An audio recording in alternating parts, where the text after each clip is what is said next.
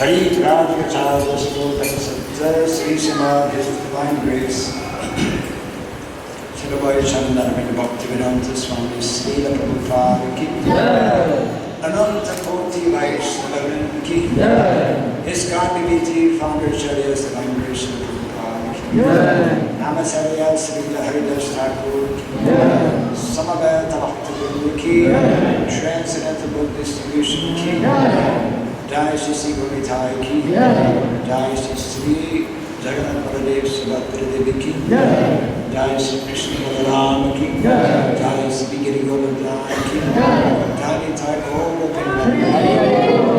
All glories to the assembled All glories to the assembled All glories to the assembled All glories to Shri Guru to Shri Gauranga All glories to Shri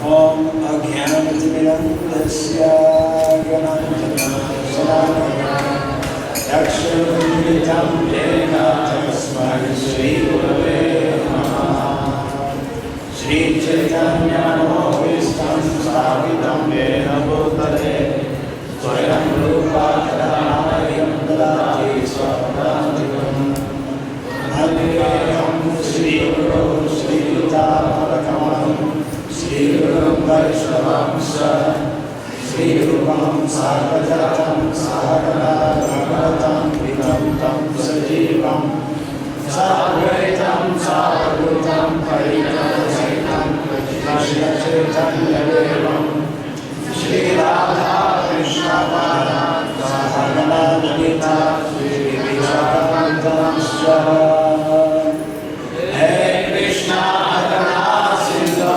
Dinavando Jayapade Gopesha Gopita Kanta Radha Kanta Namaste Tata Kanchana Gauragi Radhe Namareshwari Vishwanusute Devi Paramami Harike Pancha Kalpataruvascha Atinanam Vapanebhyo Vaishnavebhyo Namo Namaha Narayanam Namaskritya Nam Chaiva Narottamam Devim Saraswatim Vyasam Pujayam Mudiraye Astapre Samadreshu Nityam Bhavata Sevaya Bhagavati Tamashloke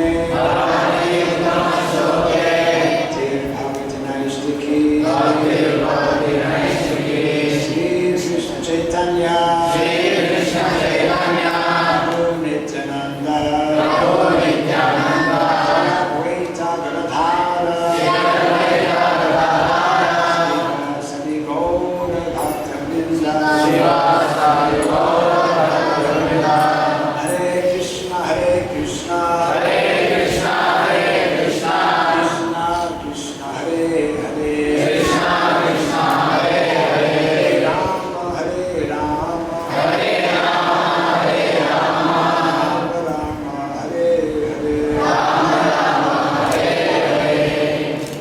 Everyone with folded hands, especially the younger bodies. Om Namo Bhagavate Vasudevaya. Om Namo Bhagavate Vasudevaya. Om Namo Bhagavate Vasudevaya. Om Namo Bhagavate Vasudevaya.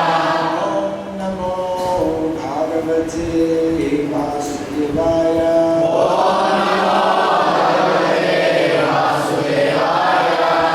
Mukam karoti vachalam pam gayate yat kripatamaham vande Sri Guru Dimataranam yat kripatamaham vande Sri Guru Dimataranam.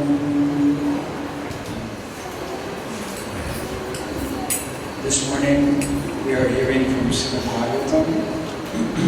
Actually, 2 verses have been selected.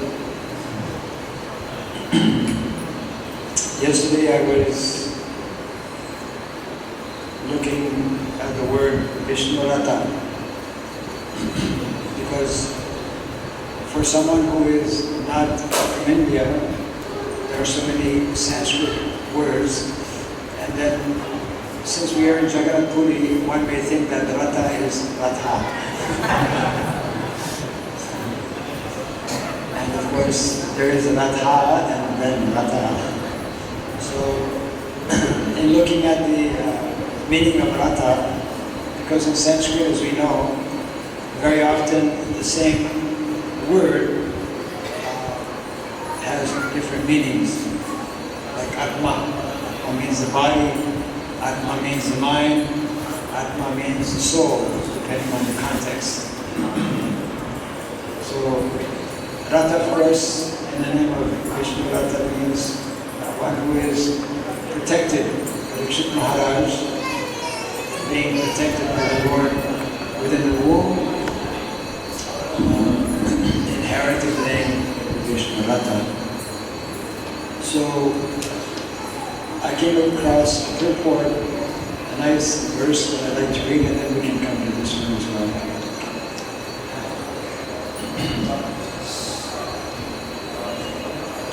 Sometimes for Bhagavatam class, there are no verses selected, and today there are 2. Lord Jagannath's mercy. So the first verse is from the 3rd canto of the Srimad Bhagavatam, and this is not really Hare Krishna. This was not really planned on my part. I was very innocently looking for the word Ratha, as I mentioned.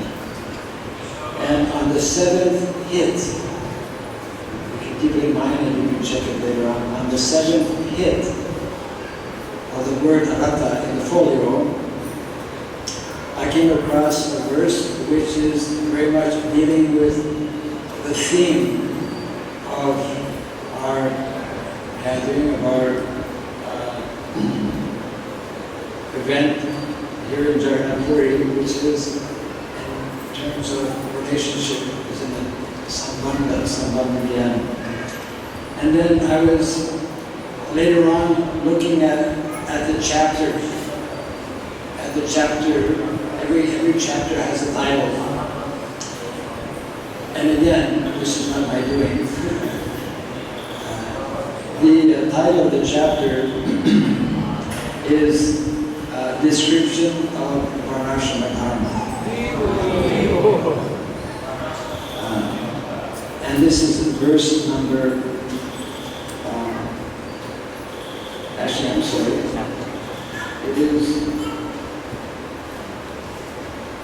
it is not canto 3, it's listed as 3 here, but it is canto 11, which is entitled General History, and then chapter 18, Description of Varnashrama Dharma. I will read the verse.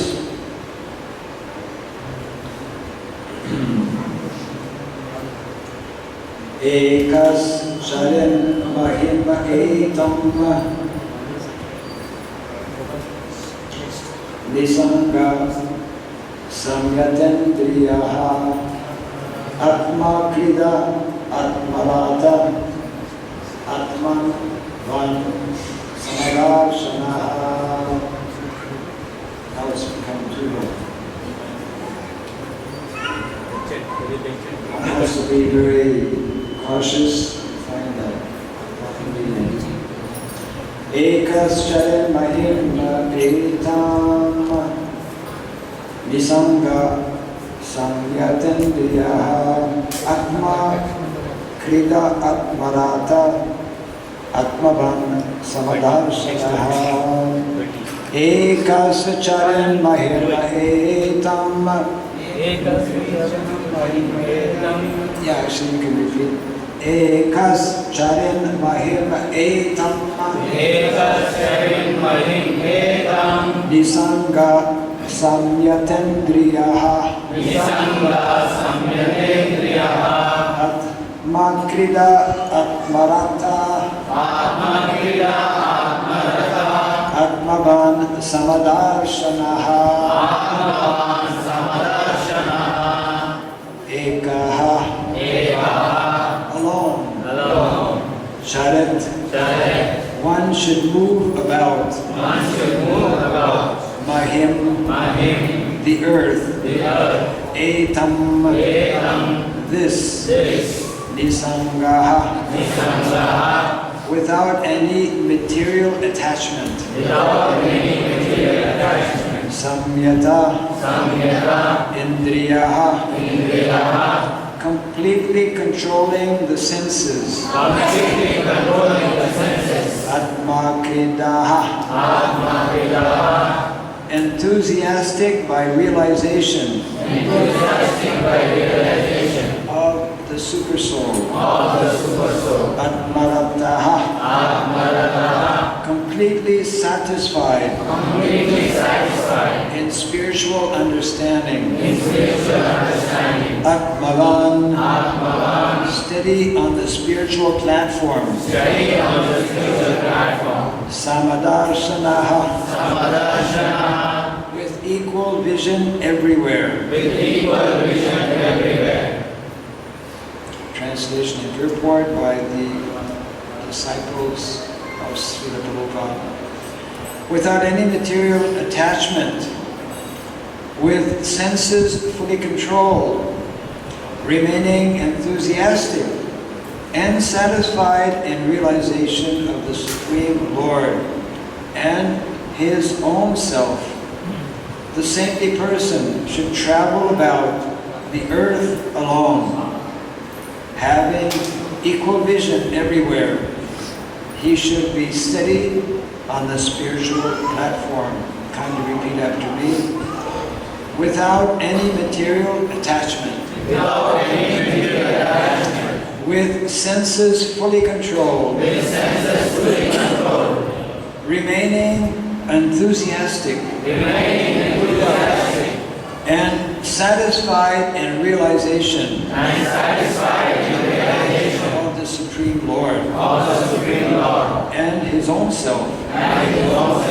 The saintly person should travel about the earth alone, having equal vision everywhere. He should be steady on the spiritual platform. Report.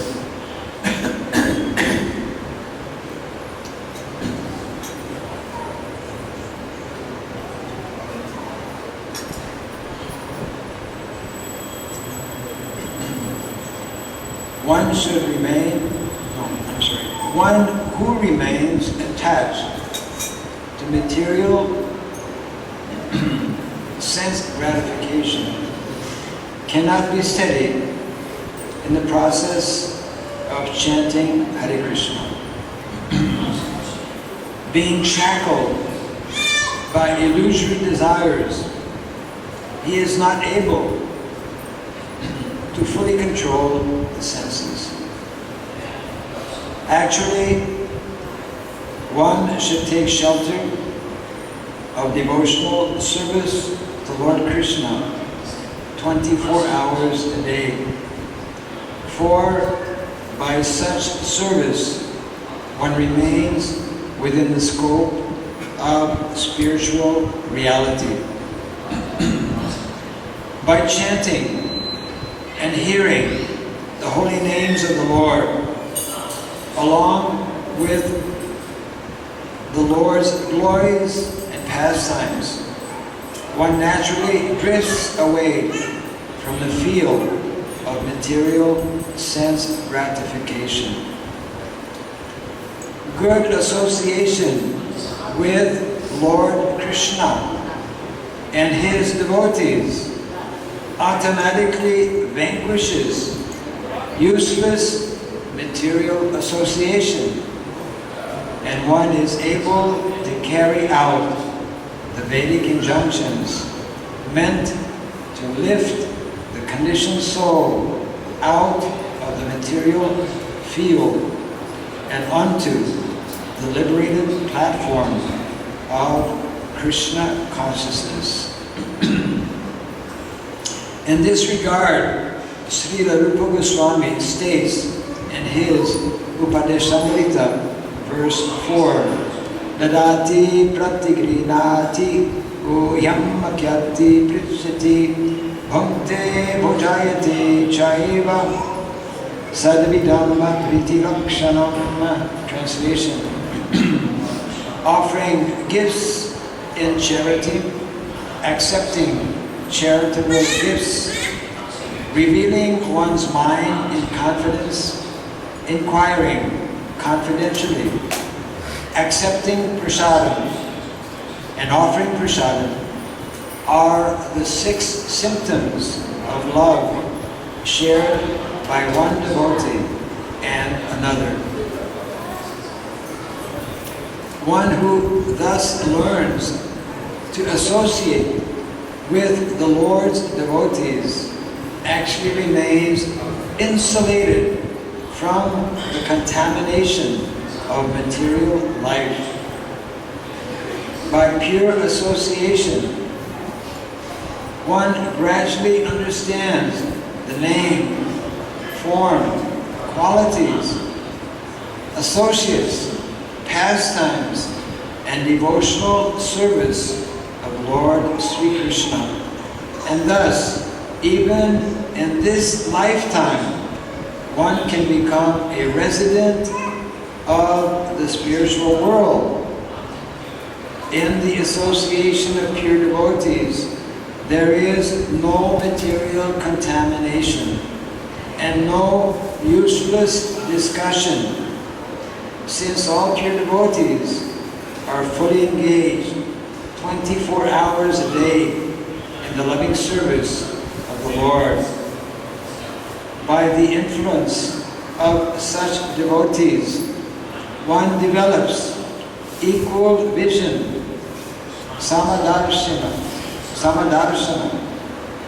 and sees the realized knowledge of Krishna consciousness everywhere.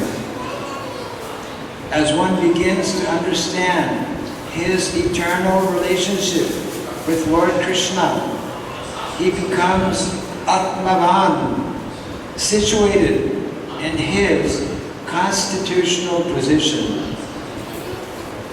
An advanced Vaishnava, constantly enjoying the mellows of loving devotional service and carrying out the mission of the Lord on the earth, is Atmakrita, one who enjoys life within the internal potency of the Supreme Lord. The advanced devotee remains constantly attracted to the Supreme Lord and his devotees, and is therefore Atmarata, fully satisfied by constant engagement in devotional service. One cannot possibly develop the exalted qualities mentioned here without becoming an unalloyed devotee of Lord Krishna. One who is envious of the Lord and his devotees becomes attracted to bad association, gradually loses control of the senses, and falls down into the network of impious life.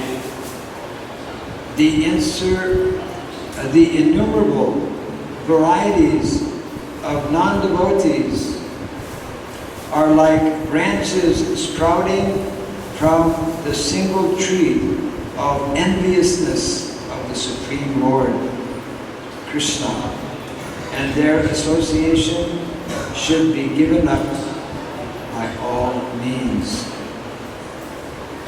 last paragraph, without unalloyed devotional service to the Lord, one loses touch with the desire and mission of the personality of Godhead and becomes attracted to worshiping the wonderful male and female creation of the Lord's illusory energy, demigods, demigoddesses, celebrities, politicians, prostitutes, etc. In this way, one foolishly considers something besides Lord Krishna to be supremely wonderful. Actually, Lord Krishna is the only true object of worship for those desiring to experience unlimited beauty and pleasure. By seriously taking to Krishna consciousness, one can realize the transcendental position of Lord Krishna and gradually develop all the good qualities mentioned in this verse. Very nice purport.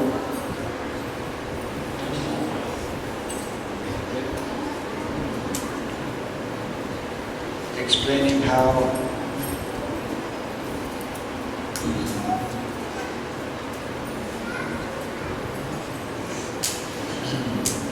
when we are fortunate to come in contact with the process of devotional service, when we are fortunate to get the good association. Good association actually means rare association of devotees.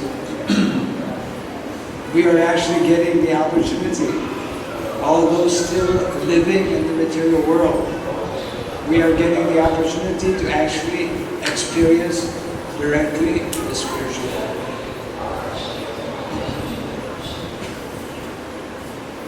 The temples of the Lord, the various holy towns where the Lord performs His pastimes, such as here in Jagannath Puri.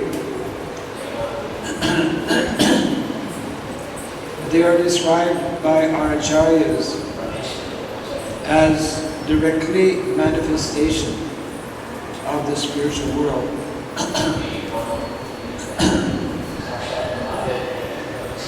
And the very activity of bhakti, or devotional service, wherever it may be performed, is directly enabling the devotee to actually experience the spiritual realm. Krishna consciousness is a very wonderful process because, as nicely mentioned here, the more we endeavor to keep constant association with the devotees of the Lord, the more we constantly keep ourselves engaged in various devotional activities, then there is no chance or opportunity for Maya. That is actually the secret of success. Many, many times, Srila Prabhupada, he would mention or explain how a devotee of Krishna is one who has become resolute in his determination not to waste any time.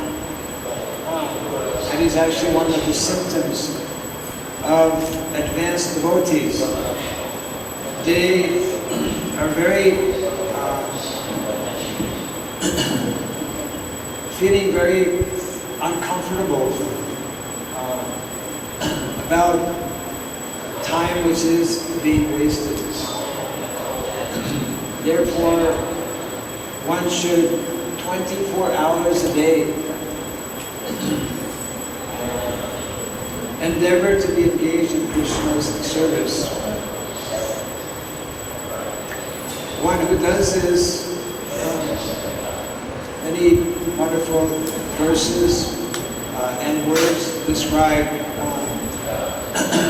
here Atmarata, one who derives pleasure in such activities of devotional service. Atmaram, the soul becomes fully satisfied. That is actually the only real satisfaction. We're all looking for satisfaction. We're all looking for happiness because, as Prabhupada explains, that is actually the birthright. Happiness is the birthright of all living entities. And therefore we see in the material world, most people who are devoid of Krishna consciousness, their activities is somehow or other an attempt to get some kind of happiness. But we know, having come in contact with this knowledge, that it is very, very temporary. And Chapala Sukha, flickering happiness. One who is, again, very, very fortunate to come in contact with all of us actually are in that category of fortunate souls.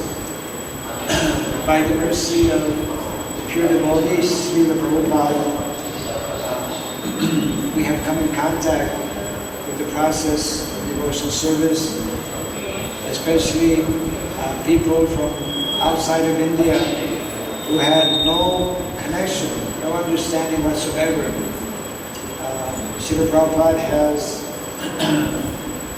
through his purity, through his great determination to follow and to help manifest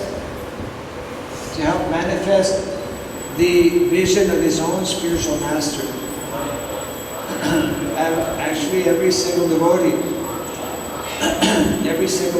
should endeavor to increase his and her understanding of this great mission. We are actually on a mission. People in the material world, they don't know where they're going. They have their mission, if we can even speak of a mission, their endeavor, their concentration is simply sense gratification. But the devotees of the Lord have a great mission. That great mission actually is to put an end completely to sense gratification, which can only come when we fully absorb and engage ourselves in devotional service. So our true, original happiness will actually emerge from within. That actually is already there. Our understanding, our knowledge of Krishna consciousness is actually within the heart. It is within that verse, Krishna Bhakti Nitya Siddha. Nitya Siddha. The activity or the qualities of bhakti devotional service are actually eternally within the living entity. Simply it is covered. Krishna Bhakti Nitya Siddha Sadhya Sravanadi Sudachite Karari Udaya. But simply, especially by the process of hearing, again and again we are being reminded, we must hear every day. We must hear the Srimad Bhagavatam especially. We must hear the transcendental sound vibration of the holy name. And if we apply ourselves nicely in this way, by this process of purification, then we will be able to nicely associate with one another. Why do we have difficulties in general amongst ourselves, even as devotees? Actually, one would think that having become a devotee, I should be in good relationship with everybody, isn't it? I should experience loving relationships with devotees. But unfortunately, we find that so often, even amongst initiated devotees, that is lacking. That is lacking simply because of our immaturity. That immaturity is connected actually with various impurities. The soul is still covered. Our spirit soul is still not able to appreciate other spirit souls. We're not able to fully appreciate the Supreme Lord. We're not able to fully appreciate the devotees of the Lord. To become a devotee of Krishna, we hear so often, but we don't really sufficiently understand it. Is a devotee of the Lord is someone who is very, very rare. Very, very rare. And therefore our dealings with any devotee, anyone who chants the holy name, whether he's initiated or not initiated, actually for an advanced devotee, even those who are not devotees, that verse is referred to here, Pandita Samadarshinaha. We see the presence, we must see the presence of the Lord and of devotees within all living entities.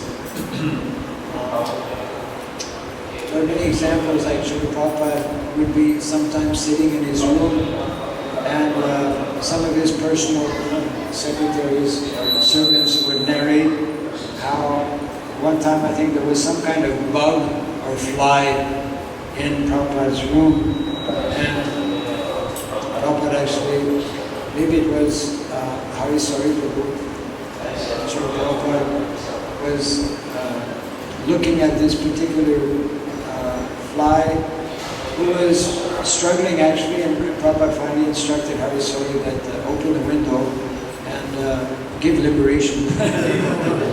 Give liberation to this soul so that he can have the whole world.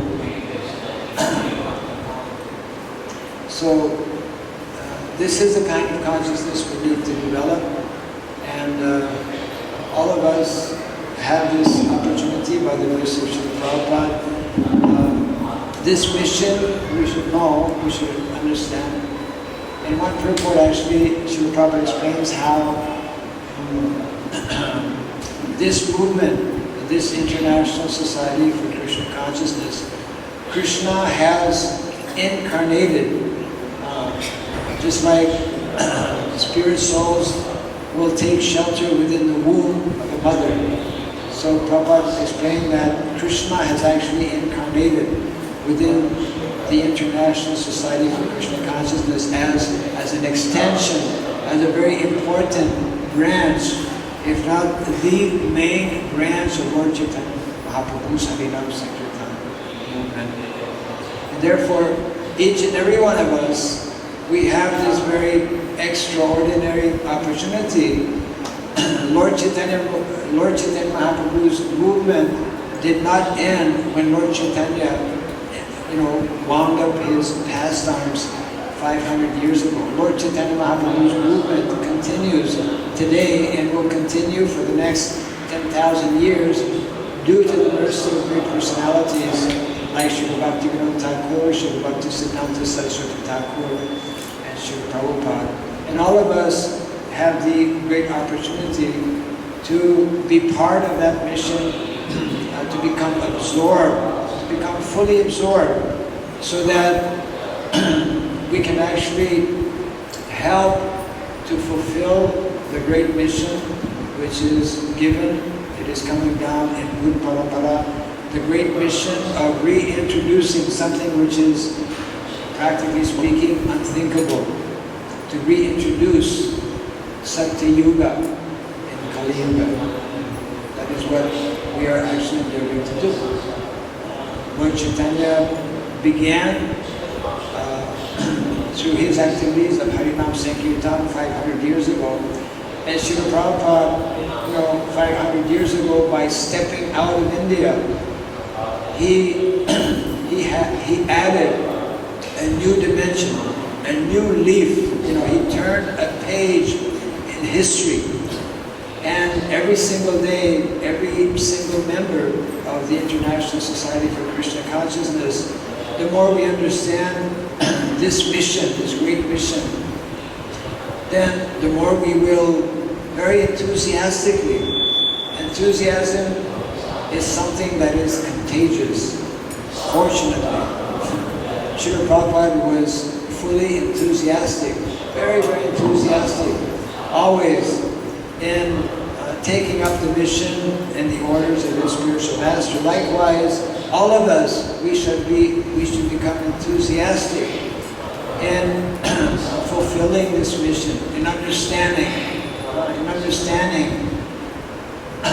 Many years ago, I see Srila Prabhupada, he explained how he was coming back from America. Actually, Prabhupada, as we know, when he went to America, had a heart attack, 2 heart attacks actually, at Jaladuta.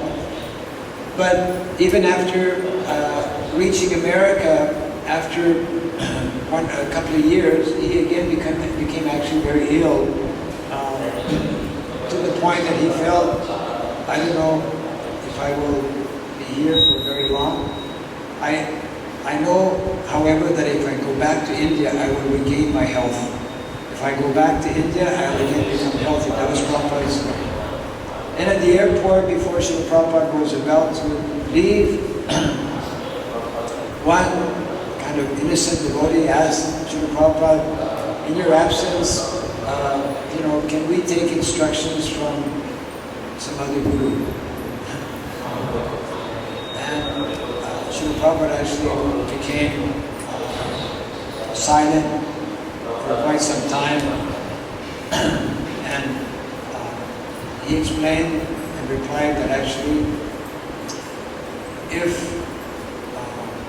my disciples take instruction from some other person, and even if there's something slightly different from what I have taught you, the whole thing will be spoiled. The whole thing may tend to be spoiled. In other words, Srila Prabhupada was very unique, very, very unique. Amongst all of the disciples of Srila Bhaktisiddhanta Saraswati Thakur, Srila Prabhupada was waiting. Actually, he was waiting many years. Srila Prabhupada was a humble grihastha, wasn't it, before taking sannyas. Actually, Srila Prabhupada, we all know, he did not want to take sannyas. Sometimes people who are young, in their young age, they think, I should take sannyas. Prabhupada never thought of that at all. And as a grihastha, he had actually many godbrothers who had already taken sannyas. And he was thinking that, yes, they are already senior to me, they're already sannyasis.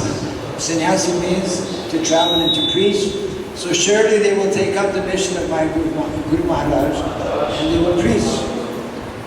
But actually it never happened. And Srila Prabhupada, one time I think after he took Vanaprastha, he was in Vrindavan, and this was retold actually, this was explained by one devotee who later had gone to Vrindavan to meet different people who had met Srila Prabhupada. Different books have been written regarding people's association with Srila Prabhupada, what he said, what he thought. And in one of these books, I forget, one Mataji, I think, compiled this. Srila Prabhupada, maybe not too long before leaving for America, after himself taking sannyas, he had told one of his maybe close associate or godbrothers that no one will actually, Prabhupada had come to that conclusion after waiting for so long for others to do it. And Prabhupada actually concluded and one day told this one particular devotee, you're not going to do it and nobody else is going to do it. I'm going to have to do it. And so Srila Prabhupada had that conviction because no one else is doing it and because it is the order of Guru, then I must do it. And so Srila Prabhupada, he understood actually the tremendous mission upon which he was embarking by going all alone in the conditions that we know, by himself, without any support. And many years later, actually, one of Srila Prabhupada's sons was with Srila Prabhupada in Calcutta as Srila Prabhupada was boarding the Jaladuta. I mean, just picture the scene. There was no big kirtan party there. There was no brother. There was only a couple of people. One of them was Srila Prabhupada's son, one of his sons. And so many, many years later, someone asked him, when you were on the dock, seeing your father, who was, about to become 70 years of age, when you saw him walking up the plank and boarding the Jaladuta ship, what was on your mind? What were you thinking? And then he replied, I was proud of my father. And normally a son, when he sees the father going away, he will think so many things. But because Srila Prabhupada was Srila Prabhupada, because he was sadhu, even though he spent many years as a householder, even within householder life, he was a sadhu, saintly person. And especially because he completely took to heart the words of his spiritual master. He did not associate very often actually with his Guru Maharaj, as we know, maybe just 5 or 6 times. He had some exchange with Srila Bhaktisiddhanta Saraswati Thakur. So the point is that Srila Prabhupada did something which is, we could say, ongoing. Lord Chaitanya inaugurated the Sankirtan movement. Srila Prabhupada inaugurated outside of India, we could say, the Sankirtan movement. And therefore,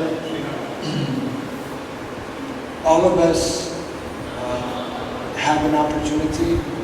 We should somehow take the many instructions, many different projects that Srila Prabhupada himself began.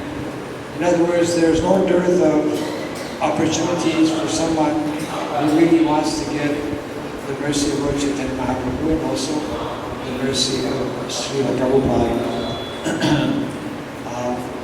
Actually, what's the theme in this particular verse? Same thing regarding glorification of Vaishnava. Glorification of Vaishnava. Okay.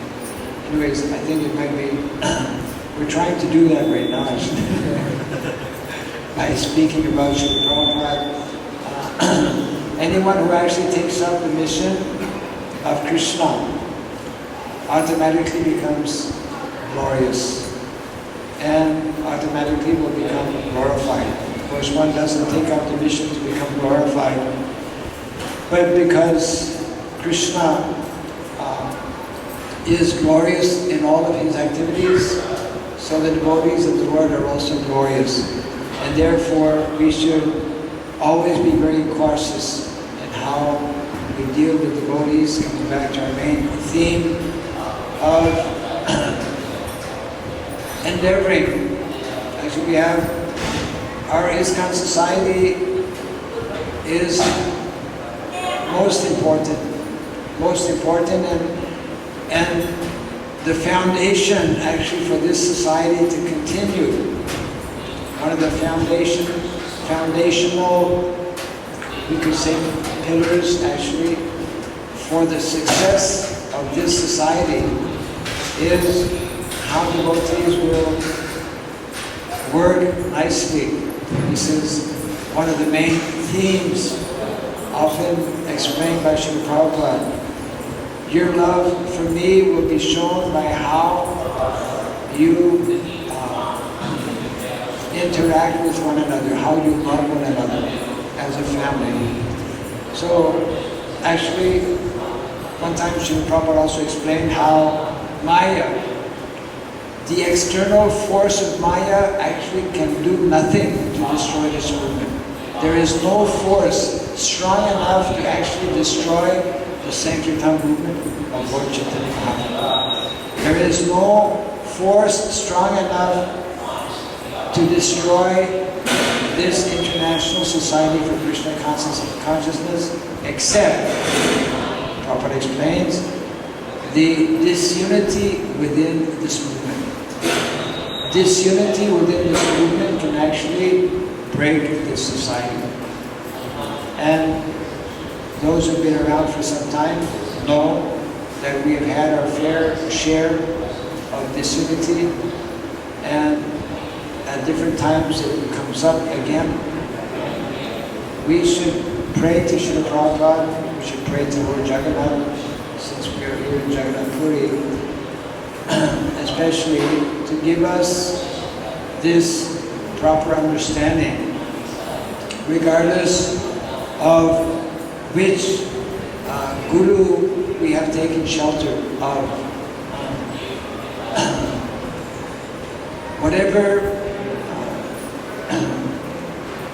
Wherever we are situated within the International Society for Krishna Consciousness, Srila Prabhupada made it very clear, this is Krishna's family. This is Krishna's family. We are all brothers and sisters. We are all meant to actually assist Srila Prabhupada and the previous acharyas to fulfill the mission of Lord Chaitanya Mahaprabhu. It is a very great mission. It is, humanly speaking, impossible. From human calculation, what we are trying to do, it is like the battle of Kurukshetra. From a material point of view, the battle of Kurukshetra could not have been won by the Pandavas. The Pandavas were outnumbered by, in terms of soldiers, in terms of great fighters as well. Their one special quality or feature was that Krishna was on their side, isn't it? That actually is what made the difference. So if we look at our ISKCON society, actually, if we look at other societies, we're very small, materially speaking. How many numbers, how many members, how many devotees are there around the world? Very small number actually. But we have Krishna on our side.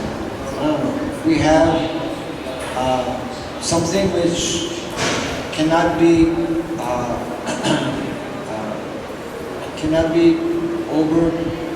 overtaken or over-empowered. So we need to develop this very strong and firm conviction. Unless the devotees from whatever different temples, from whatever different initiating guru, unless we learn to very closely work together in serving Srila Prabhupada and serving the mission of Lord Chaitanya, this mission will be delayed. It will happen. It will happen. It must happen. Srila Prabhupada, for example, he established the Bhaktivedanta Putras. Why did he establish the Bhaktivedanta Putras? Does anyone know? not only to print books, that of course is there. Srila Prabhupada established the Bhaktivedanta Book Trust separate from ISKCON. So you may not realize, Bhaktivedanta Book Trust is actually a separate entity, a separate legal entity from ISKCON. Why? Srila Prabhupada explained that if by some great misfortune ISKCON does not maintain itself, the Bhaktivedanta Book Trust will continue to print my books and to preach Krishna consciousness. That kind of hope and that kind of understanding and that kind of, we could say, precaution also Srila Prabhupada took by establishing the Bhaktivedanta Book Trust. So books, we all know books are the basis, purity is the force, preaching is the essence, and utility is the principle. These are four very important principles upon which our movement is established. And they are directly actually related to Srila Prabhupada's four movements that we try to explain to devotees. Srila Prabhupada spoke of four movements. These four principles are directly related to these four movements. The first movement is the Sankirtan movement. Books are the basis. It is connected with book distribution and actually begins with distribution of the holy name. The holy name and books are interconnected, isn't it? So books are the basis. Second, purity is the force. We cannot worship the Lord, we cannot establish temples without having qualified devotees, qualified brahmanas, isn't it? So purity is the force. Purity is a special quality or characteristic of brahmana. So purity is a force is referring actually to the second movement, which is called the spiritual deity worship movement, establishing temples, worshiping the Lord. Third, preaching is the essence. Preaching is the essence. Reaching out to as many conditioned souls as possible, understanding that actually they will simply continue to suffer and to be miserable in this material world. Why? Because they don't have Krishna consciousness. So preaching means is referring actually to the spiritual initiation movement, congregational preaching, reaching out, cultivating, training, educating our congregation, beginning with ourselves, of course, by every single day applying very nicely, very methodically Krishna consciousness. And the fourth principle, utility. Utility is a principle, is actually referring to the fourth movement spoken about by Srila Prabhupada, which he coined, of course, as a classless society movement, which is actually referring to the Varnashram movement. Utility is a principle. If we meditate on this, we can easily understand how the whole Varnashrama ideology, it is the most practical, isn't it? The most practical way. So utility is the principle. We must learn to properly utilize the gifts of nature. We were talking about this yesterday, and a few of our devotees also made reference how modern day, because we've forgotten Krishna, we are now playing with and occupied with all kinds of activities, all kinds of work, all kinds of professions, which are actually, for most part, disconnected. Of course, devotees, because our devotees are trying to connect it. They're trying to connect everything with Krishna. But actually, there's a whole, I'll end on this point actually, because we should have a little bit of time for some interaction before prasadam.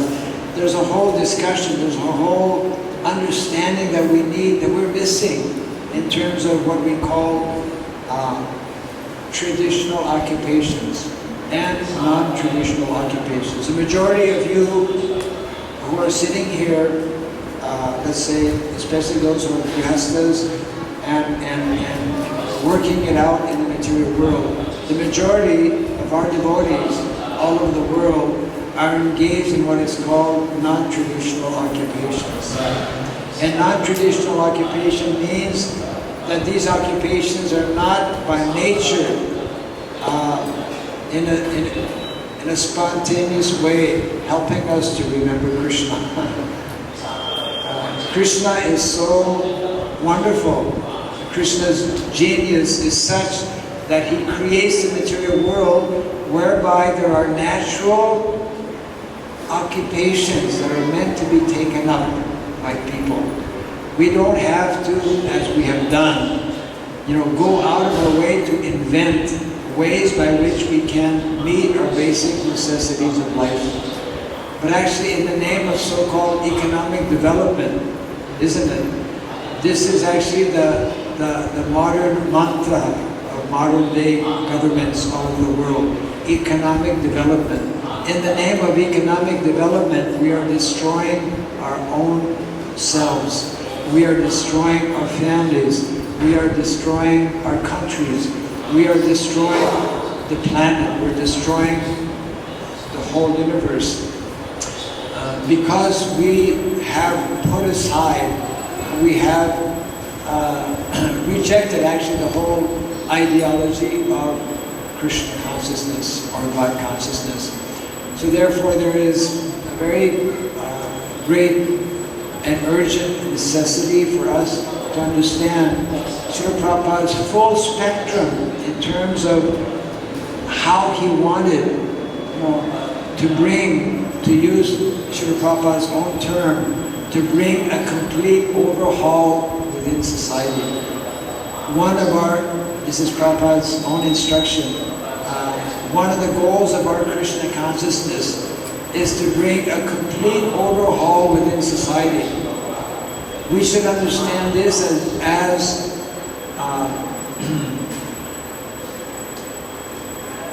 from where we are now in terms of non-occupational activities, we should learn that there is such a thing as traditional occupations.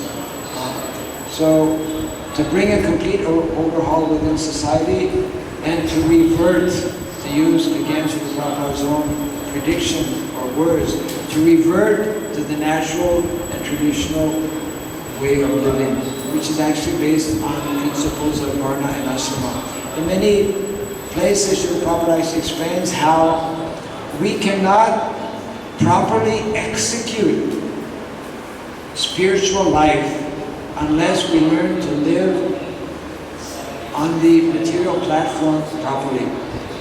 Or to give it another twist or another explanation, some years ago actually one devotee was mentioning how sometimes devotees are so busy being spiritual that they forget to be human.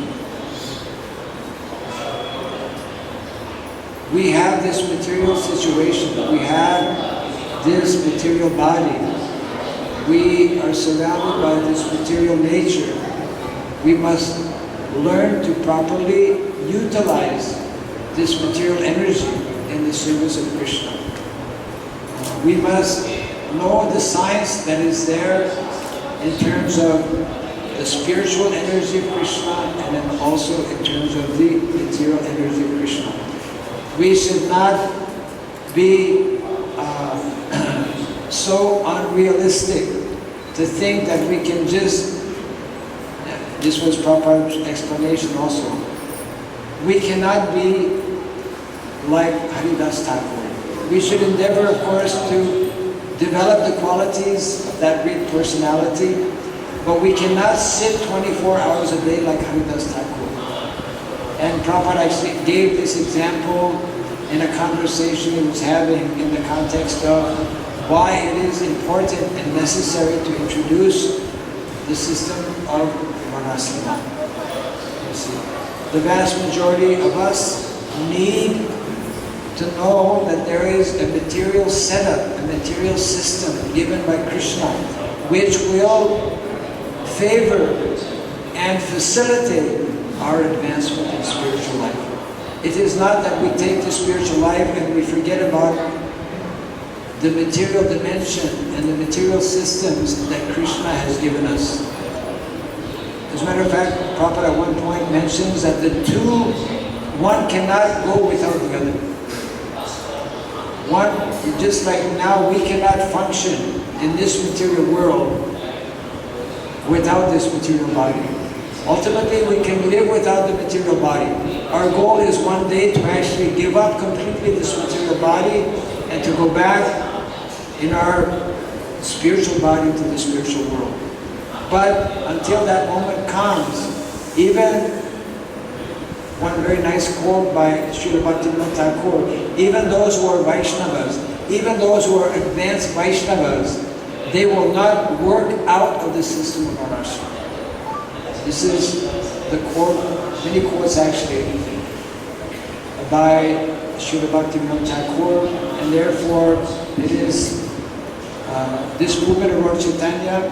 This was Prabhupada's, especially as the years progressed when Srila Prabhupada was preaching and establishing the International Society for Krishna Consciousness.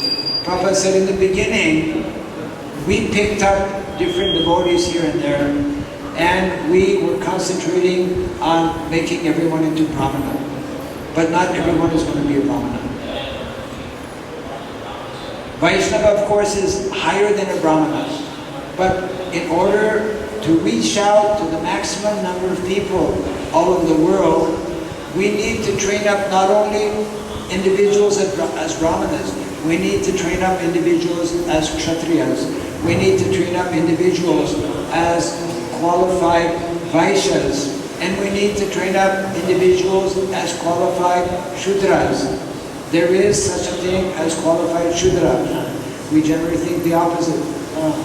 This is our lack of understanding, actually, of the system of Varna and Asrama. To become Shudra actually is not an easy thing.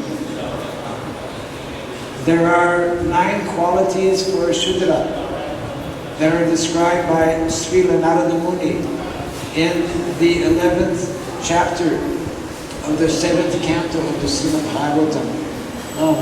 Perfect society, the 4 social orders, the 4 ashramas, the 4 varnas rather, are described in that chapter. And the qualities of Brahmanas, Kshatriyas, and Vaishyas basically are the same as we find in the Bhagavad Gita. But in that verse, the first time I remember reading that verse, and I was surprised to find that, my God, in the Bhagavad Gita is one quality. Krishna explains there's one quality for Shudra, which is service. Narada Muni, he mentions 7 or 9 qualities for Shudra. And 2 of those are actually connected with the 4 pillars of Dharma. Satyam, Daya, Tapa, Saucham. Satyam and Saucham are actually qualities for Shudra. Satyam, truthfulness. A Shudra should be truthful. A servant, isn't it? It is one who is fortunate to have a servant who is truthful, means he has a good servant, isn't it? And then Saucham, cleanliness also are 2 of the 7 or 9 qualities of the Shudra. Anyways, there are many things to be mentioned. I'll just close on this point. We are here in Jagannath Puri by some great fortune, and we should take advantage of we're here for a very short time. Already some devotees left, some are leaving possibly today, others will leave tomorrow, and within 2 or 3 days, all of us will be gone back to our different places. So let us take advantage of the short time that is here in Jagannath Puri to associate nicely with one another, to take advantage. You know, we have a number of devotees who have been serving as devotees for many years. I was a little bit shocked, you know, like Prabhu Nityananda was telling, you know, 1982, right? 32 years. So some of our devotees have been serving for many years, Madhava Prabhu, and others take advantage of these devotees especially, and take advantage of being here. Let us all take advantage of being here in Jagannath Puri to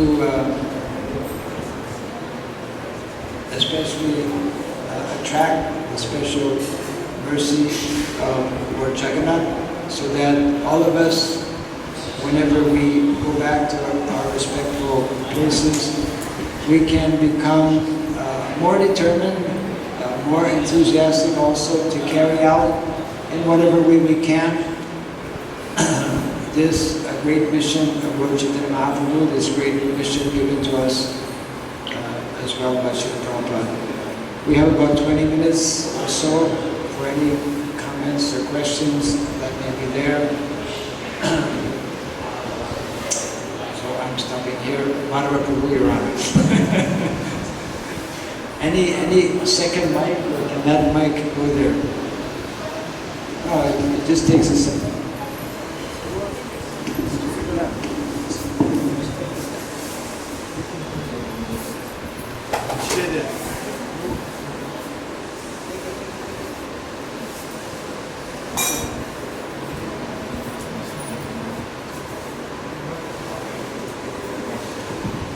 Maharaj, you connected the purity is the force with the second wave, but even that is not possible, because to enter a temple, you see, to do deity worship or enter a temple, there has to be purity. But there is no purity within the basic patram pushpam pram toyam yomai bhakta prayaschita. Krishna says you have to offer to me flower, fruit, leaf. Even that has no purity. So can even the second part of it take place without going back to purity?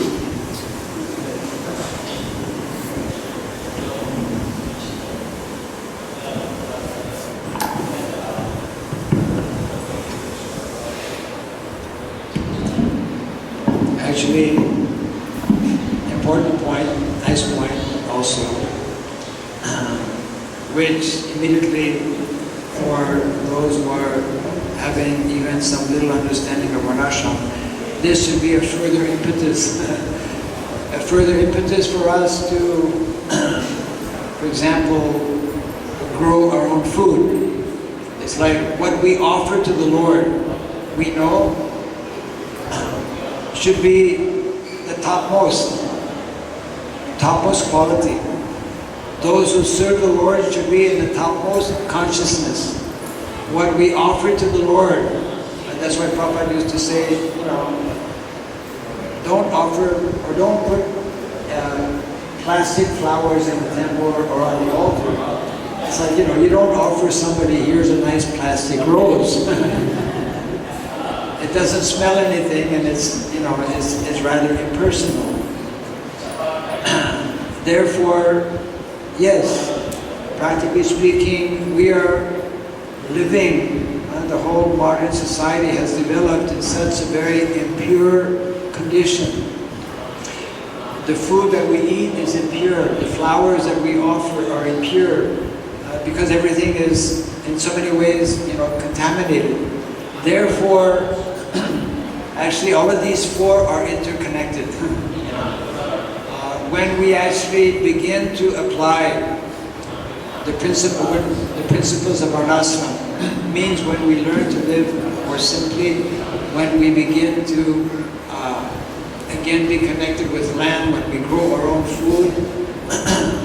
And in the Shastra we don't find the word, nowadays organic farming. Before, farming was automatically organic, right?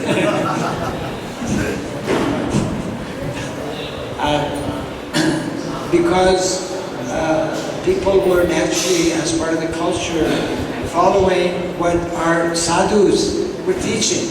Our sadhus were teaching that if you just keep cows, your land will become fertile. If you know how to graze your cows, they will walk around, your land will automatically, by the... Actually, one sadhu one time explained to me how, just see how Krishna has made, things so perfect. The cows when they urinate, they will urinate in one shot generally, and if you're making go-hard, well, you got to be there on time to catch that cow urine. But the bulls, they don't urinate the same way. The bulls, because they're meant to, bullocks, they're meant to plow the land. They urinate at different intervals. So as they walk, on the land, the whole land becomes irrigated. Natural irrigation. So Krishna, in this way, actually has made material nature, has arranged things very wonderfully, in a very harmonious and balanced way. When we forget Krishna, then we introduce all kinds of imbalances. And we actually destroy the natural system that Krishna has created. So purity, yes. Purity, now we have lost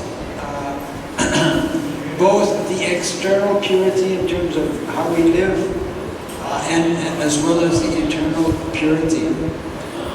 So there is therefore a very urgent need to, and all of us actually can do something, even in the cities. Although the majority of our devotees are living in the cities, in the Western countries especially, and also it is here in India, there's a movement towards what is called community gardening.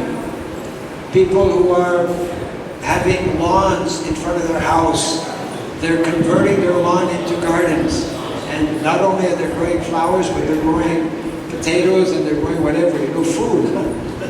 There's a big movement actually going on in America. And not only in America, all over the world. And our devotees actually should be in the forefront. Our devotees should be in the forefront. In Mayapur this year, a few of our GBCs began to speak about the importance of ahimsa milk. So this again is something very important. Ahimsa milk is something that, gradually every devotee should come to take and drink only ahimsa milk. What is ahimsa milk, for those who may not know? Ahimsa milk is that milk which is taken only from assured, protected cows. It is not sufficient to simply take milk from cows. Let's say, milk comes from cows, but we know that it is adulterated in so many ways. It is adulterated, impure, for so many reasons, because the cows themselves, especially in the Western world, other places as well, are injected with all kinds of chemicals and whatnot so that their milk production can be increased. All kinds of atrocious things are actually being done. So, ahimsa milk, we should be offering at least to the deities only ahimsa milk. That is milk, we know, that is coming from cows, that will be protected for the whole life. And some of our devotees, actually in America, in Gitanagari, they have started, and they have been recognized, as a matter of fact, earlier this year. They have been recognized by the government of America as producing ahimsa milk. It's something that gradually will become more known in practice, and it's something that, it's a question of what we call consciousness, awareness. All of us need to increase our awareness, our consciousness. what we are doing, what work we are doing, what occupation we have, where we are living, how we are living, how is that in line with Krishna consciousness? How is it in line with what Srila Prabhupada is endeavoring to do? So, yes, purity is one of the pillars of dharma, and purity is actually meant to be lived and practiced by every single member, within society.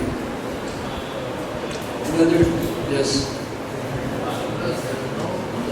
One second.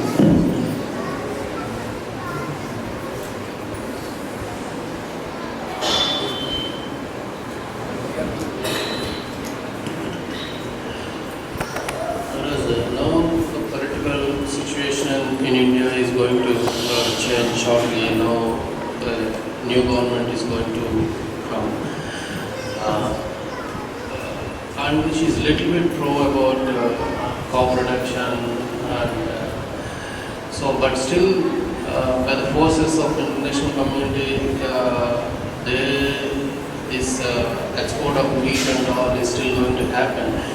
So how we can, as a society, ISKCON can influence the new government if it is possible to move on these practices.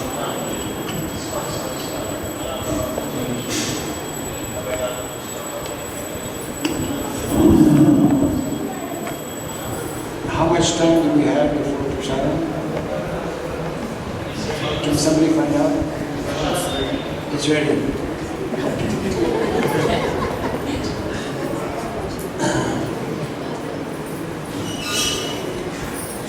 Therefore, I won't take too much time. But this important question, actually.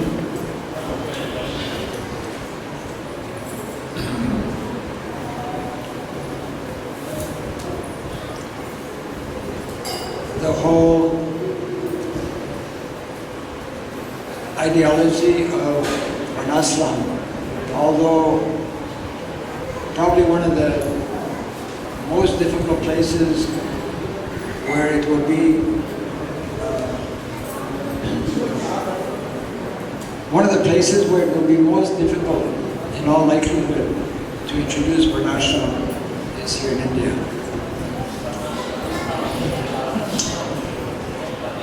Why? Because for so many centuries, the whole system has been battered, has been spoiled, has been misunderstood. And of course, that misunderstanding has been exported,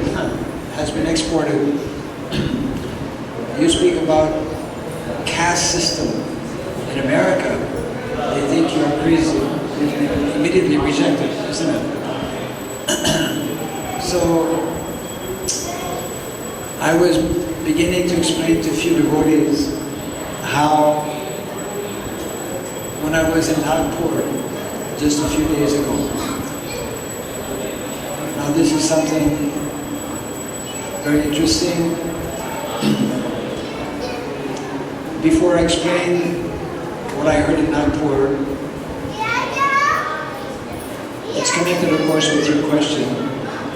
Ultimately, until those who are sitting in Parliament attend Bhagavatam class before sitting in Parliament every day, things are not going to change. This was one of the 10 points that Prabhupada had put on a list when he was about to meet with Indira Gandhi many years ago. Politicians, it is not simply because they are politicians that they can do as they like, etc. They must be qualified in the principles of Dharma. So, it means that regardless of which political party, I have to be cautious here, regardless of which political party comes to power, unless the principles of Dharma are understood. And part of that understanding will come and will only come when politicians are not only politicians, but they are also sadhus. Raja Rishi. Raja and Rishi. Isn't it? When they are qualified materially as politicians and when they are qualified spiritually as sadhus or saintly persons. Ultimately, everybody is meant to be a sadhu. So, in Nagpur, I sense a ray of hope, actually. The ray of hope is the following, that if we look at India's national flag, I was asking the question actually yesterday to Madhava Prabhu.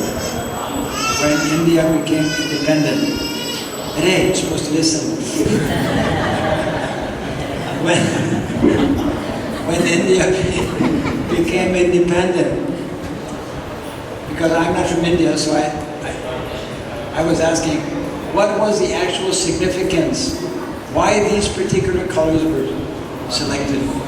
So I was told, you all know, you're all supposed to know, that saffron refers to Hindu, white refers to Christians, and green refers to Muslims. You know, in an intent to unify everyone, isn't it? This one devotee was explaining the following, that, and I believe this is a realization that is seemingly being infiltrated, or it is infiltrating amongst some politicians here in India, which I think is very promising and very positive. That, and for us as devotees, because I was relating this to the course we were giving, and that we give every year actually in Hibri. Our course is the Varnashram course. And the title of that course, three words: land, cows, and Krishna. Land, cows, and Krishna. Actually, Vedic culture is based on these three things. It so happens that the national flag here in India is actually based on these three principles. This is not coming from me, actually, but I can relate to it.